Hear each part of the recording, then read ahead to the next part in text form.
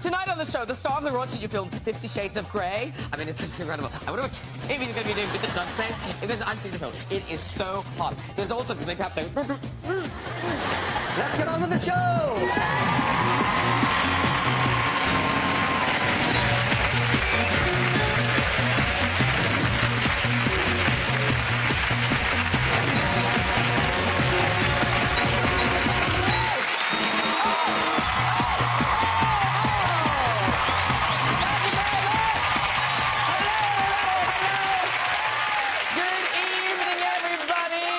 Kids in bed? Good. Because tonight I have got the star of the new 50 Shades of Grey film, Mr. Jamie Dornan.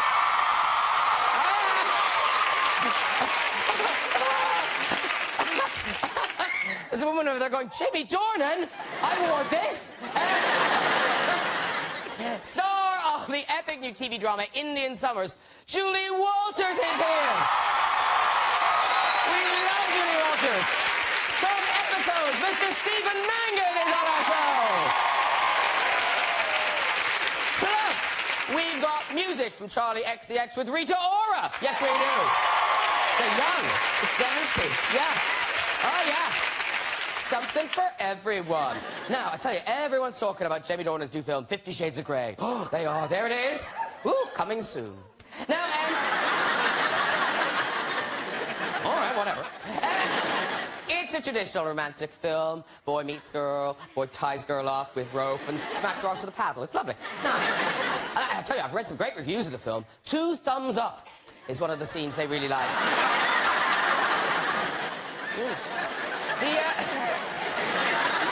The film was based on the trilogy of best-selling books. Now, see, I look at that and I think, do people really use masks like that for filthy, depraved sex games? Do they?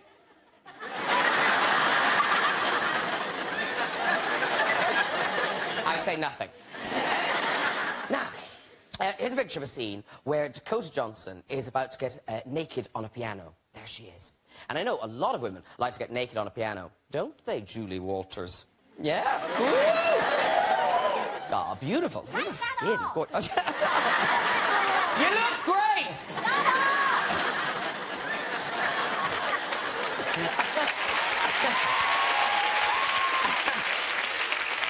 Lovely to welcome Stephen Mangan back in the show. Now, he's about to appear in a TV film where he plays a pregnant man. No, I'm not making this up. Here is Stephen, just before the birth, making sure he's ready to breastfeed. Not sure how any baby would feel about that. Let's get the guest on! Later we'll be having music from Charlie XCX and Rita Ora. But first, he always delivers, it's Stephen Mangan!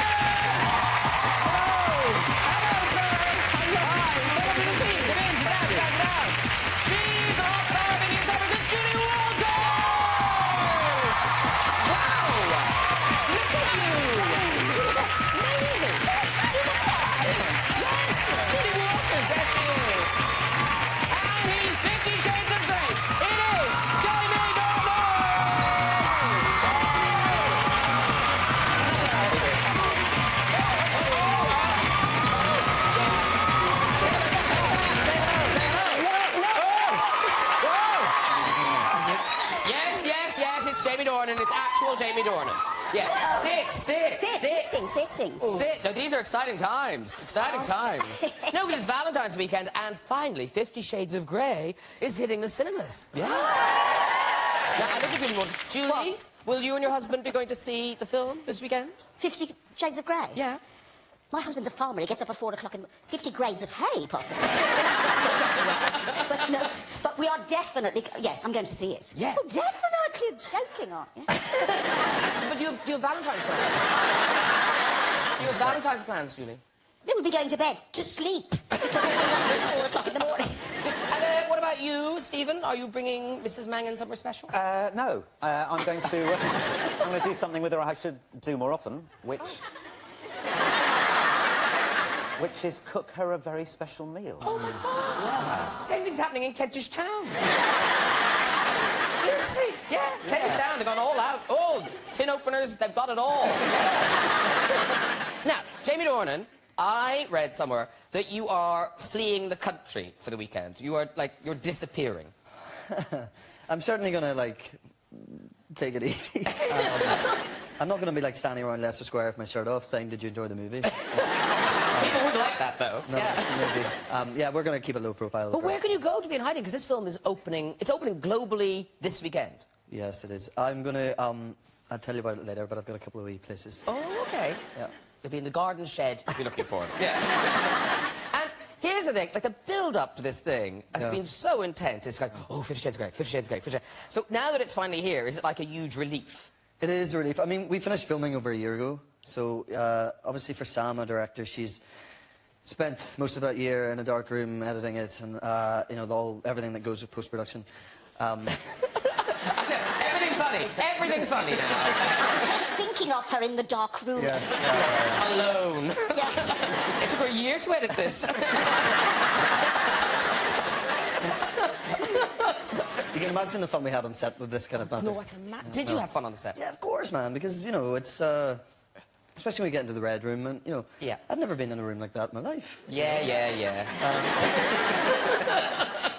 I mean, I've had some big nights.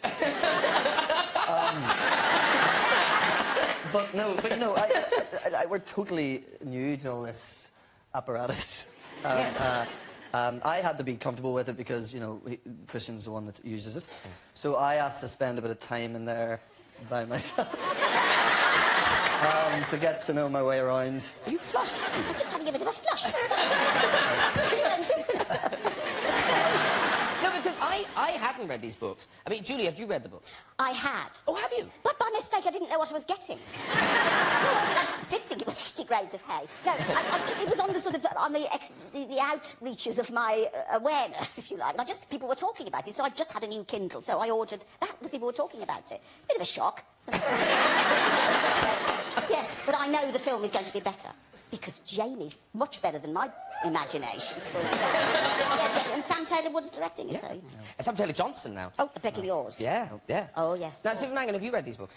No, but it's nice to see a film that depicts people having sex in a way that the vast majority of the population does. I mean, I can't believe there's anyone here who doesn't have a sex torture chamber in their house. I have two.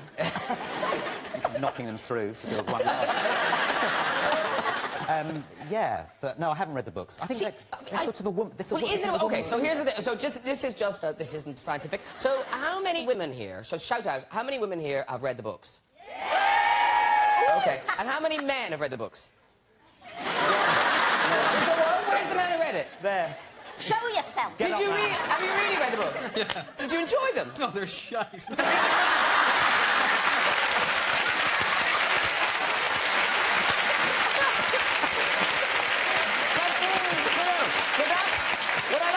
He said, they're shite. Yeah. He read more than one.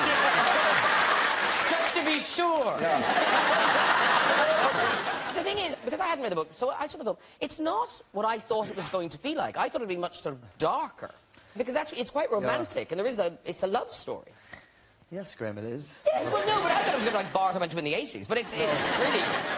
I mean, my defence to this is you can't sustain people's, you know, attention over 3 books and to sell all 3 books on such a massive scale. 100 million people have read these books. It can't be 3 books purely based on S&M sex. There has to be a story. There has to be like something threading through it that keeps people coming back to it.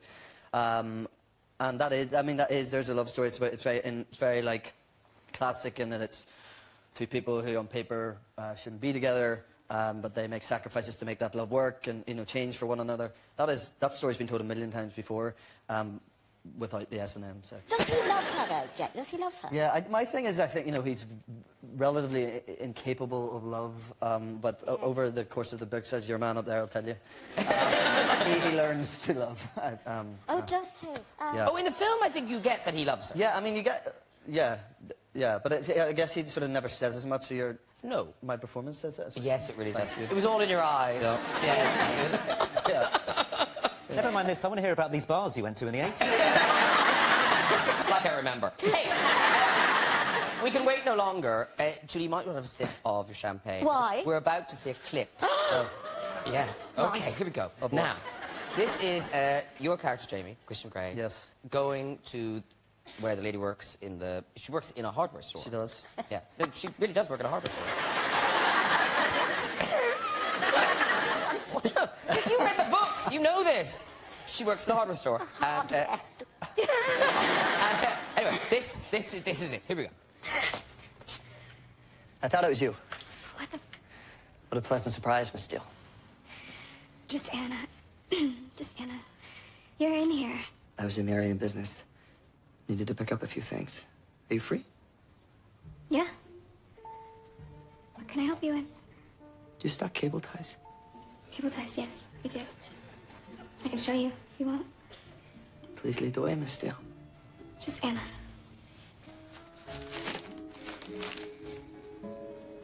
Is that it? Masking tape. Are you redecorating? No. We have 2-inch and 1-inch. But the truly self-respecting handyman will have both in his toolbox. Of course you will. It's rare to find a connoisseur these days. Do you want anything else? Yes. Rope. It's impressive. Good Girl Scout. No. Organized group activity isn't really my thing. So what is your thing? I don't know. Books? Okay. Rope, tape, cable ties. You're the complete serial killer. Not today. Ew.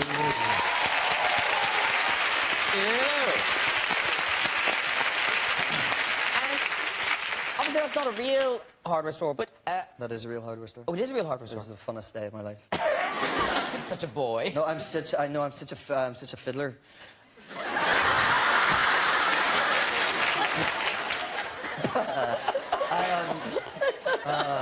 Christ. Everything's funny. No, I know. I get very fidgety, and I love. So you go into a real hardware store, and you know people are trying to be serious and get work done and stuff, but there's like loads of like nails and stuff, and I just love like I was filling people's pockets with nails and being definitely the most annoying person to ever work with, but I had a lot of fun. But it was a real hardware store. Well, 50 Shades, obviously, it's opening everywhere, and there's all this merchandising. There's so much merchandising. There is. Something that isn't part of the official merchandising, but which is amazing. Somebody has baked a Christian Grey cake. Can you see the Christian Grey cake? I've seen it online. Well, it's right here. This is it. So let's reveal the Christian Grey cake. Look at that. Oh, my God. Look at that. Now, so this is a Christian Grey cake from the thing. Now, the lady who made it, Rose. Where's Rose? Oh, there you are. There you are. Firstly, you must have a very tall oven. I'm sensing. But now, how long did this take? It took a team of 4 of us about 2 to 3 weeks. Wow. Come over and have a look at it. Come over, because I'm going to give you a taste in a bit. No, because we are allowed to eat it. Because now tell us, because these things, so that it comes with things, and these are all edible as well. Yes. These are licorice. Yes, they're... Go on, eat it. They're real. They're actually quite nice. Can I have some? No, do. It's delicious. Have some. Okay. And actually, let's go. And I've got a very. They kept telling me all afternoon, Graham, the knife is very sharp. Like I'm just going to kill all the guests. So, thank you very much. Now, Rose, this is horrible, but Rose has said the best way to cut into it is in the stomach. Oh. So, sorry, Jamie. Okay. Is this about right? Am I doing it right? Crack on. No, she says. No, crack on, she said. Hang on. And then down here, like that. Yeah? We don't have to cut it in half. Ooh. Has it got cream in it? Actually, can I just say, I'm doing a very good job. I'm doing a very good job. Wouldn't that make a lovely chest of drawers? Hang on. I'll do a bit here. Here's to go deeper. Oh, hang on. There's a bit. I can get a bit here. Look at that. That's lovely now. That is great. That is, well... I was doing very well. Now I'm just tunnelling. Please, Jamie, it is you. How do you taste? Better than I imagined. Can I ask you a question? Yes. Why did you do it? Good question. was made for an international cake show. Of course. And we've made a red room that's totally edible, and we're taking it to London. So he is for a reason. He isn't just because I...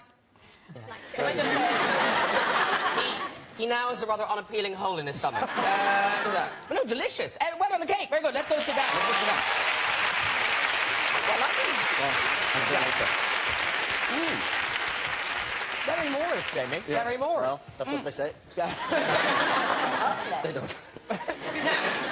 Now, that I think is... What do you call, that has a name, doesn't it, Jamie, that thing? I don't actually know what that is. That's a guy. That goes in It's your just a mouth. whip, isn't it? No, you're supposed to put it... But the big... I think the big thing was supposed to go in your mouth, and then you get tied behind like that. Oh, But you've eaten one half of it. That's what it is. Oh, I see. Oh, what? Yeah, that. Yeah. It matches your outfit. Now,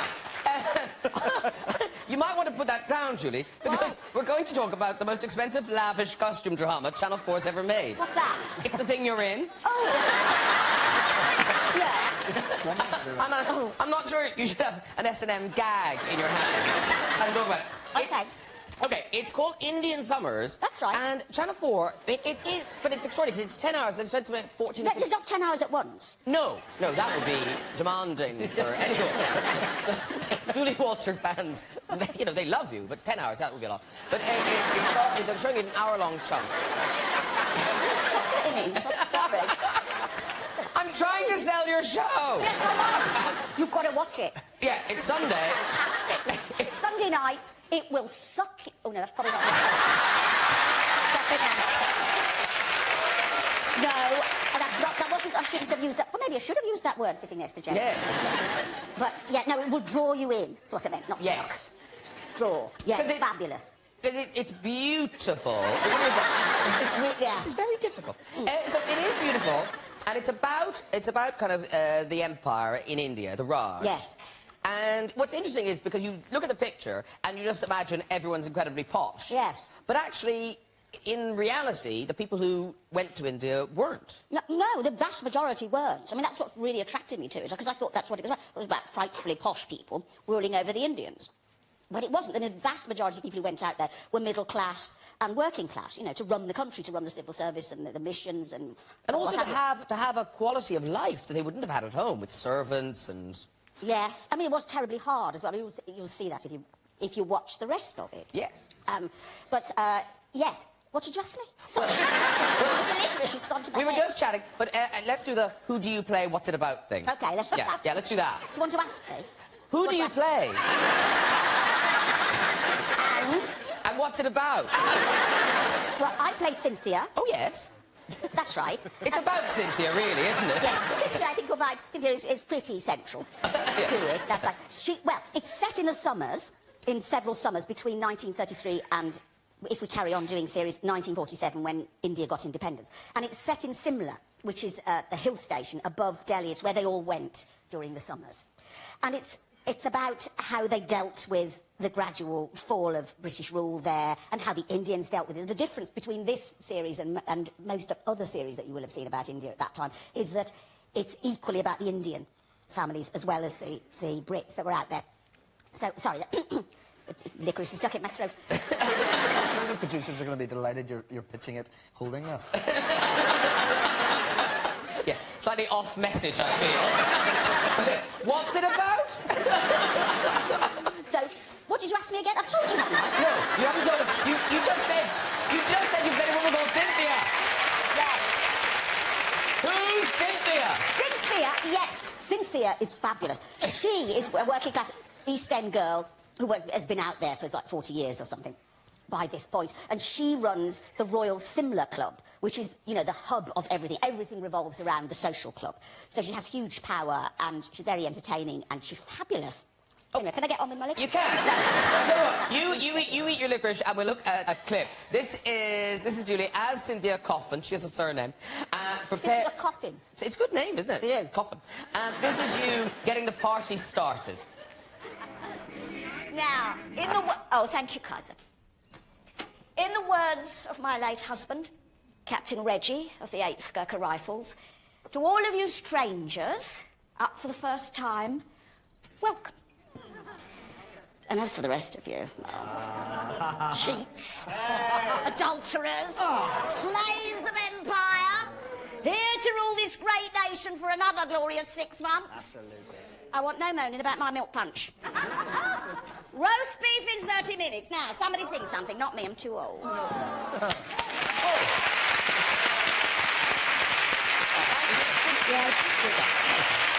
And is it all on location? It's all on location. Oh, how lovely. Fabulous, in Penang. Oh, in Malaysia? Why Malaysia? Well, because that had the perfect, without going into all the details, that had the perfect location. It's real. It's Channel 4, so, you know, it's a bit edgy, but it's fabulous. Channel 4, 9 o'clock, Sunday nights. Well done. She's back on message, everyone. She's back on message. And I'll know if you haven't watched. And, you know, people are talking about the, you know, the explicit content of 50 Shades and, you know, the things, but nothing that Julie Walters hasn't seen. I beg your pardon. No, because... Intimating. Well, no, personal services. Oh, yeah. Yeah, exactly. Personal services. It's on everyone's thing. It really is. No, because it was really ahead of its time. It had all this stuff in there, all the fetishes. Oh, yeah, no, old Cynthia, it was about Cynthia Payne, the madam. And, yeah, she'd seen it all. And most of it wasn't to do with sex. It was to do with sort of role play. First time I met her, I was in a sort of shishi restaurant in Soho, really quiet, with Terry Jones, you know, from Monty Python, who was directing it. And she walked in, and there was a few diners in there, it was all very quiet. The first thing she said, she didn't even say hello, she said, "Do you like sex, Julie?" Well, depends on who it's with. And she said, "No, because you can find a girl who likes sex, you've got gold." She sits down, she gets out a whole load of photographs. And the first one, and I mean, really, I'd never seen anything like it in my life. And the first one was this man lying on the floor, covered in some sort of dark matter. I don't know what it was.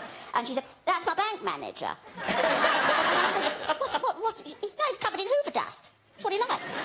So he would pay to go and see her to be covered in Hoover dust, and that's what. And that was. But how do you find that out? How do you discover that you get turned on by Hoover dust? She said to me, she said, "Look, Julie, if you need a cleaner, just ring me up." And I said, "Why? What?" And she said, "Well, because I'll get you a slave. I have slaves, people who come specially to be, you know, beaten and do the cleaning. So if you want somebody, all you've got to do..." I said, "I want to beat somebody." She said, "No, but all you've got to do is give them a toothbrush, tell them to clean the kitchen floor, and kick them up the bum in a pair of high heels." Wow. Because Jamie Dornan, you had a real dominatrix on set, didn't you? Yes, like, he called himself the kink advisor, was his name. Is that in the credits? I don't know what he had in the credits, yeah. He was, yeah, he's like an S&M advisor, yeah. Yeah, he was like an S&M guy. So did he kind of help, he showed you how to do all the knots and the things Yeah, and I mean, like, he's not the sort of guy I'm, like, dying to spend time with, you know? Yes, I know. So, I kept our encounters few and far between, and I sort of just, you know, went with it, and, but yeah, he was there. It was good to have around if it was like, look, I really genuinely don't know how to buckle this, or whatever it may be. And often in movies where there's a lot of sex, you know, the woman is the kind of sex object. But this was a kind of very female-heavy movie because it was Sam Taylor-Johnson directing, E.L. James was around. Yeah. So is that odd as a man, where you've got people kind of critiquing what you normally just do? Yes, I know, yeah, I know what you're saying. Like, rarely do you do something sex-based or something deemed to be sexy with someone sort of going, I mean, is that sexy? Are we going to let him do it that way? Which I have, you know, often. And, you know, I'd do something and I would do a rehearsal and I'd think, yeah, that must have looked relatively sexy. And then Sam would sort of take me aside and be like, no. never do that to a woman. Has this ruined your life? Yeah, it sounds like sex finishing school. But now, in terms of sex scenes and stuff, Stephen Mangan will know what we're talking about because you started sex scenes quite young, didn't you? I did, yeah. My first sex scene was probably in... They're quite weird to do, aren't they? Don't you find? Tell me about it. They're quite weird to do. Did you know Dakota before you did the film? No, I didn't. Yeah, well, that helps, I think, because I think Yeah. the more you know someone, the more embarrassing difficult it Right. is. Yeah. Because Tamsin, Greg and I have been doing episodes, well, I've known her for about 15 years, and in the suddenly last gotta scene, be intimate. she's got to put her hand down my trousers and rummage around. I was like, I know your children and your husband, and we did a football together. It's very peculiar. I did my first sex scene was probably playing Adrian Mole with Helen Baxendale. Oh, yeah, there I am. Yeah. And I was incredibly ugly by the looks of that. And I was very, very worried about it. I thought I had to appear confident, like I knew what I was doing. Yeah. So I said to Helen, come on then, let's do this. And I leapt onto the bed, and the bed broke. Straight through to the floor. But then with Lucy Punch in that movie Yes. Festival, I love that movie. But that was very Yes. explicit. It was explicit. Well, she gives me a hand job during the film. Something like I don't know why I Lady said it like Bracknell that. there. Hand job. And for some reason, the director wanted to see my erect penis at the end of the scene, I know. And it's obviously not going to be my erect penis, because I'm not that talented. They brought out a plastic a penis, yes. And I said, oh, that's good. They went, right, that's too big. Took it away, and then it was white. It was brilliant white. I mean, and I said, in my humble experience, I've never seen one that colour. They took it away and they brought it back, and it was that colour on the table. Orangey red. And they kept taking away and bringing it back. I had to keep, and there's no one here seen an erect penis.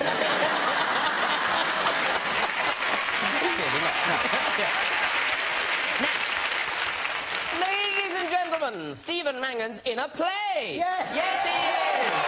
Let's hear it for live theatre. No, it's posh theatre too. It's the National Theatre. Yes. Yeah. I never worked there before, and every day, we're only 3 weeks into rehearsals, and every day I cycle over Waterloo Bridge. I get goosebumps. Yeah. It's great. It's like the place to work, and Yes. it's fantastic, you know. And your play, it's called Rules for Living, and it's a brand new play. Brand new play by Sam Holcroft, and it's about a family on Christmas Day, and they get together, and it all disintegrates, and it's a disaster. Which I'm sure is not the story of anyone's Christmas here. Is it running till Christmas? No, it's running through spring and summer. Okay. Yeah, You're gonna be- programming. That's not their strongest suit, isn't it? Yeah. So it opens officially on the 24th of March. Yeah. And you say a big comedy family drama, and it is such a kind of rich theme, that thing, because families, there's no edit button with families. No. Like, your son is quite outspoken, it sounds like.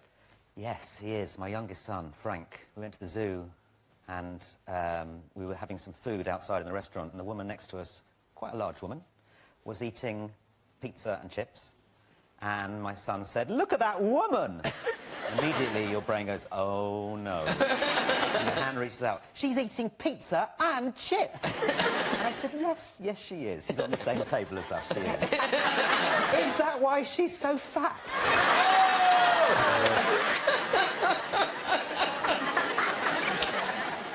Did you attempt to apologise? I did. I mean, but what can you know, of course. I'm so sorry you're fat. Not good, is it? No. So young, though. So young. And now, talking of young, Jamie Dornan, how old is your daughter? Isn't it? Daughter, yeah. How old is your daughter now? 14 months. 14 months. Now, I wasn't aware of this, but for Valentine's Day, will you send your baby a Valentine's card, or will your baby send you a Valentine's card? Maybe both. I mean, I haven't thought of it. I'm not a big Valentine's Day. Yeah, is this a thing? Yeah, a tip. When my first son was born, I went to the florists and got some flowers, and they said, is it for your wife? And I said, yes. And they said, do you have a baby? And I said, I do. And they said, get us like 3 or 4 little flowers and put a ribbon around them and give them from the baby to your wife. Oh. And it really works a treat, honestly. You didn't hear it from me. It was my idea, if my wife's watching. That is good, though. It is, it's lovely. Yeah. I'm going to steal that. I am also going to steal... I heard someone told me something lovely I was working with last week, said that when they had a baby, they set up I think it was on an ad in America, so that's where she got the idea, but, you know, we didn't know being over here. You set up an email account for your baby, and then you just send, like, videos of her or he, whatever, and pictures of you, you know, because, you know, you lose phones and you don't upload them properly and your laptops break, and we lose so many photographs now, but an email account always stays active. So you just send your baby all this stuff on her email account. So later in life, they look back and they have all these, like, memories. Oh, it's great. Yeah. And Viagra spam and stuff like that. Not so good. I think you've reached the problem with that, My gift to you. Yeah. I'm 7 and my inbox is full. Well, no, the thing is, we discovered that children do make Valentine's cards for their parents, mostly for their mothers. Now, we're not mocking them. They're all adorable, but they do vary in quality. For instance, this first one, I feel could have benefited from a better layout and maybe better spelling. Happy Val in Tits Day, Mom. It's not great. This one is pretty direct. Thank you, Mom, for making me food so I don't die. It's a reason to love someone, isn't it? Yeah. Yes. Now, poetry. Valentine's Day freezes up. We can all write poetry Valentine's Day, because it's one of those things. Hence, roses are red, violets are red, everything is red!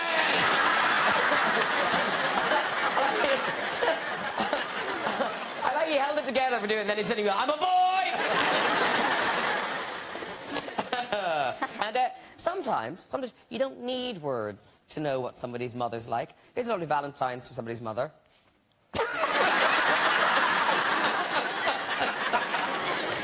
Busted! And finally, children, they give with one hand. I love you, Mom. I cannot say how much I love you. I cannot love you more, but you are ugly. Hey, well done, all the Valentine children. Very good. Now,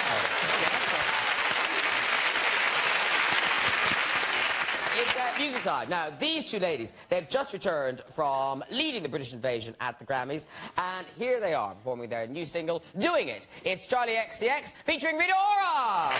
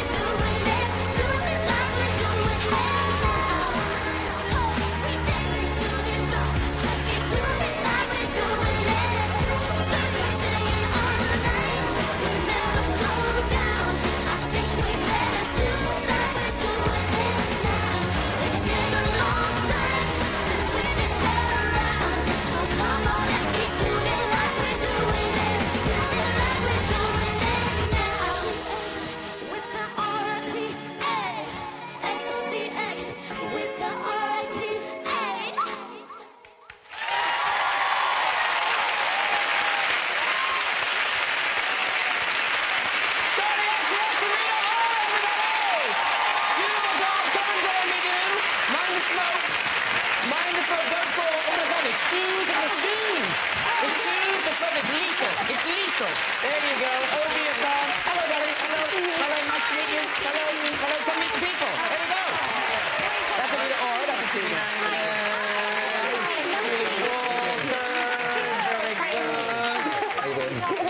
Thank you. Oh, I feel like a glamorous air hostess. Right, everyone aboard.